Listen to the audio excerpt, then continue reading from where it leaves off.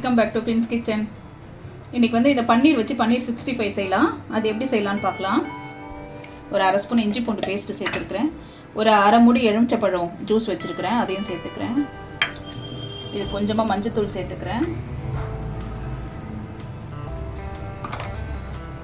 இதுக்கு தேவையான அளவு சால்ட்டு சேர்த்துக்கிறேன்.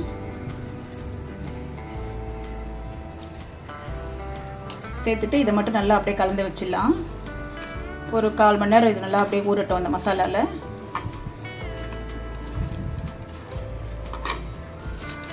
எல்லா பன்னீர்லேயும் நல்லா படுற மாதிரி கலந்து வச்சிடலாம்.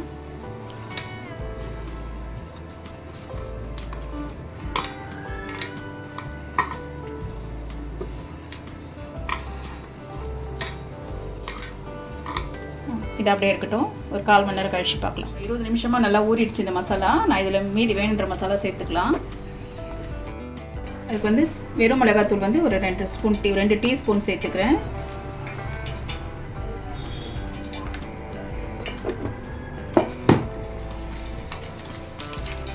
ஒரு ஸ்பூன் வந்து கடலை மாவு சேர்த்துக்கிறேன்.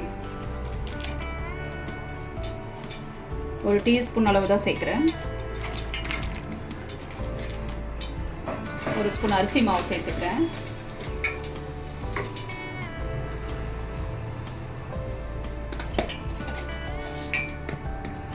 ஒரு ஸ்பூன் கார்ன்ஃப்ளவர் மாவு சேர்த்துக்கிறேன். இதில் கொஞ்சம் தண்ணி தெளித்து நல்லா கலந்துக்கலாம்.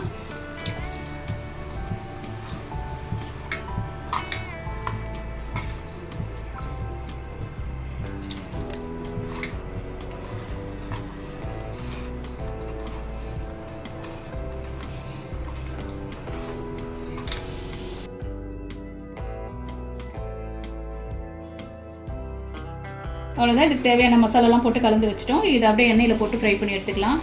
நான் அது ஃப்ரை பண்ணுறதுக்காக ஒரு பேனில் எண்ணெய் ஊற்றி வச்சுருக்கிறேன். அதில் போட்டு ஃப்ரை பண்ணிக்கலாம்.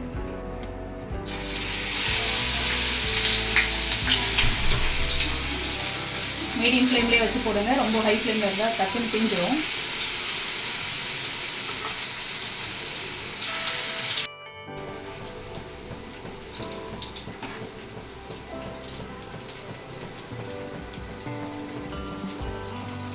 இதை அப்படியே அழகா ஒரு முறை அப்படியே திருப்பி விட்டுருங்க.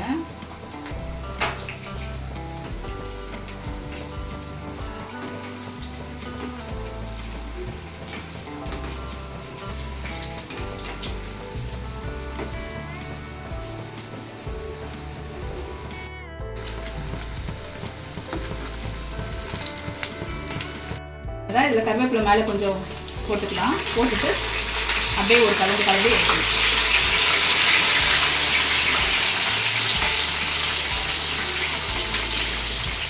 அவ்வளோதான், எடுத்துக்கலாம்.